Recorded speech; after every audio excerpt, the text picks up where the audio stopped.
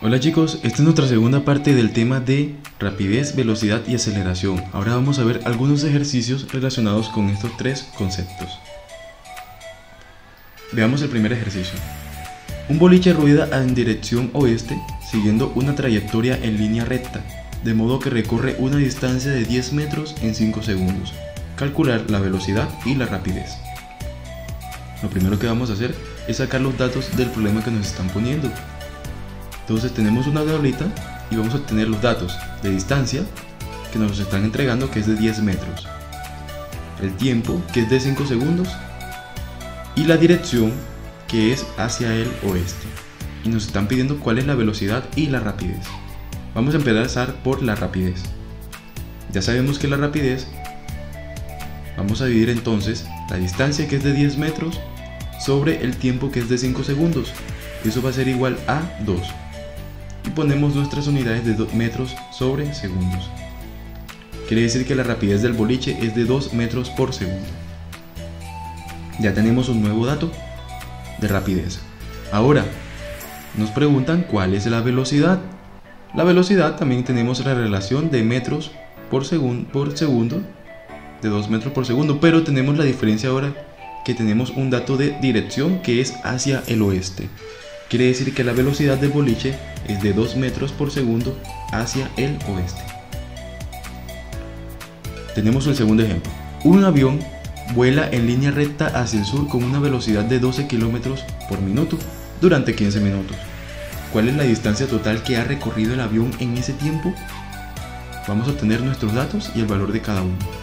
Nos entregan la velocidad, que es de 12 km por minuto, y el tiempo, que es de 15 minutos, y la dirección, que es hacia el sur.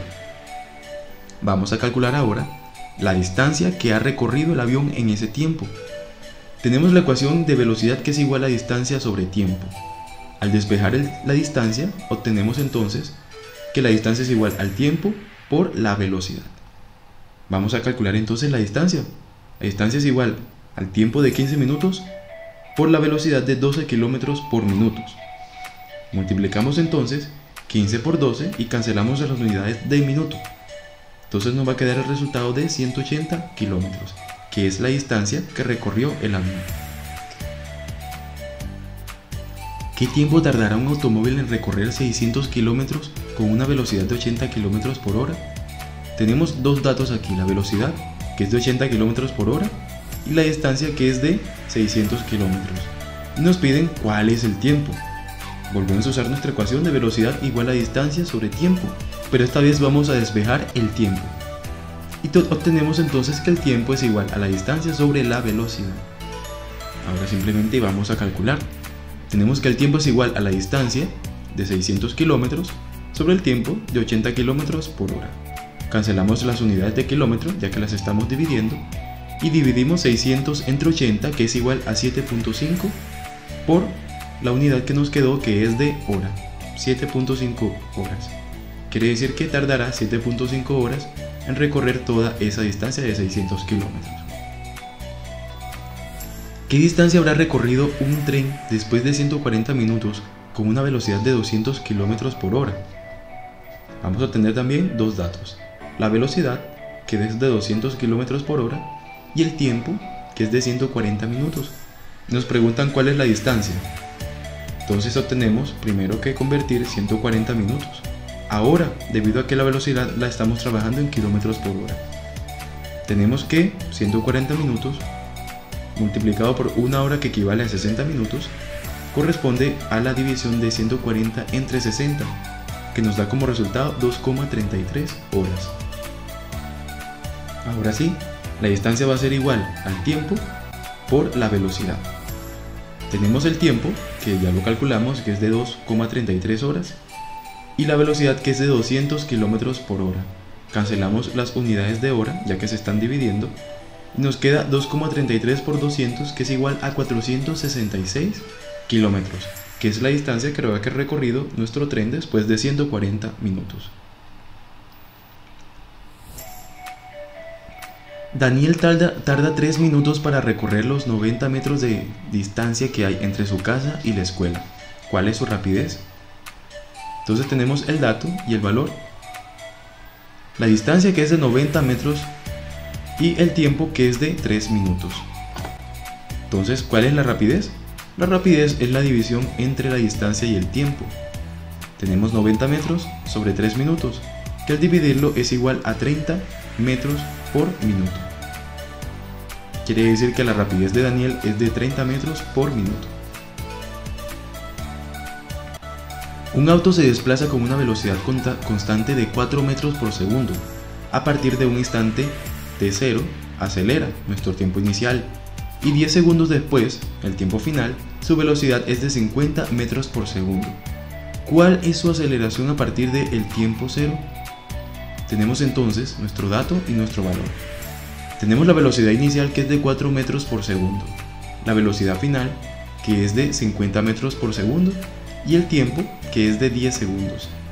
Ahora, la aceleración es igual a la diferencia de velocidad sobre el tiempo. Tenemos entonces la velocidad final, que es de 50 metros por segundo, menos la velocidad inicial, que es de 4 metros por segundo, sobre el tiempo, que es de 10 segundos. Entonces simplemente vamos a restar arriba 50 menos 4, que es igual a 46, y abajo los 10 segundos, y ahora cancelamos nuestras unidades de segundo, y tenemos que 46 entre 10 es igual a 4,6 metros por segundo cuadrado. Y esa es la aceleración del auto.